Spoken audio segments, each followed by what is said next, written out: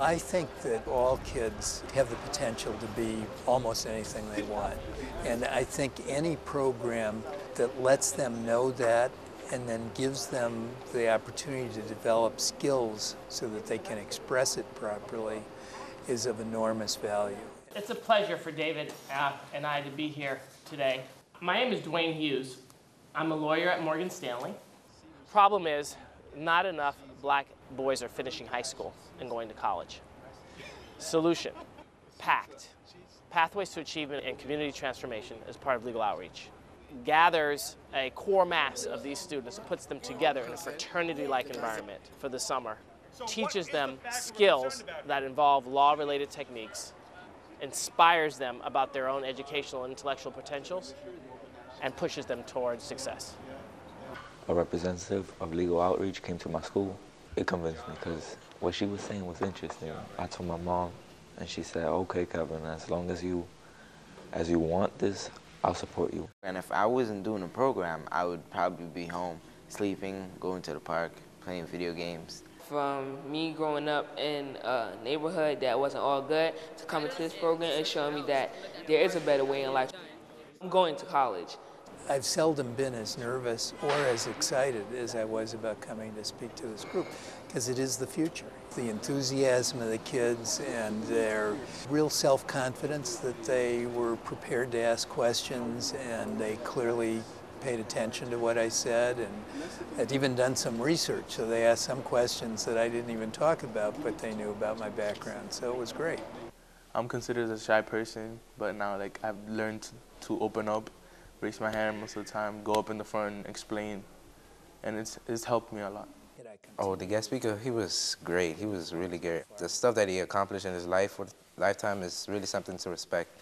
Absorb everything you can, read everything you can. Then in terms of skills, you do have to learn to be disciplined. You have to work hard at things.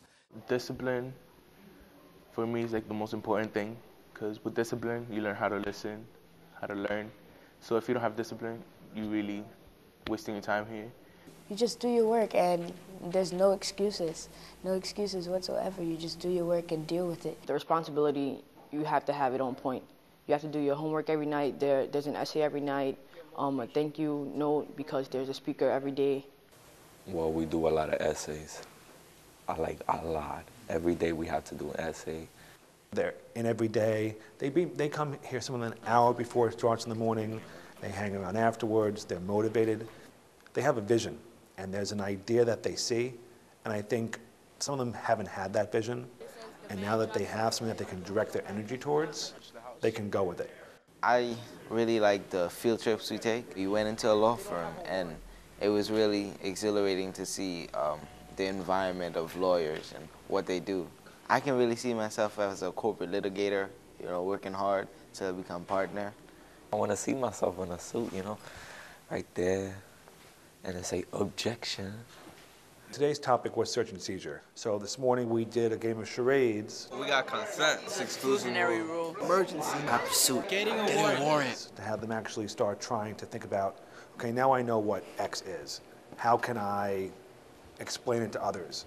And being able to think about those things and making a convincing argument at first to your peers, and when we build up to the mock trial later, in front of judges and larger audiences. I'm actually going to be speaking like a lawyer in front of a judge and the people of the court, so it really gets me motivated. You guys can be ready to make an objection if you hear. When they grab them at this age, it's like a pivotal point in their life. They're getting ready for high school. I mean, it's great that the tools that they learn, the skills, the friendships, it's invaluable. You can't put a price on it. Today, our focus is direct examination. What happened on the night of November 15th? We're practicing for our huge mock trial at the end of the year. We're going to actually have a real judge come in. All rise.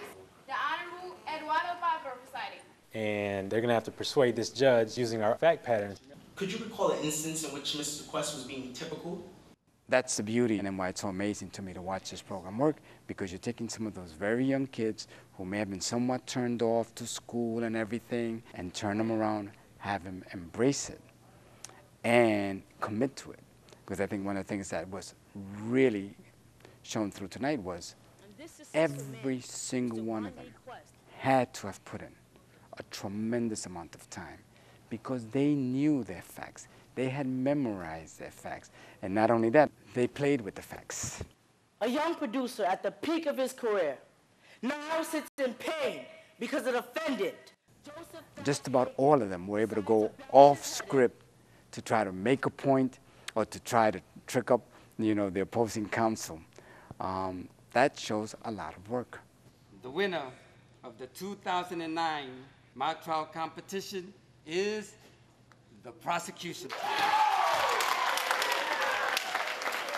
When people say, what are the answers to the problems that we face as a society, this program is unquestionably one of those answers in my mind. I think all kids in the New York City area should be in legal outreach. No, it's like empowering me to do more in my life. It's all a brotherhood, a pact, and we can't leave anybody behind.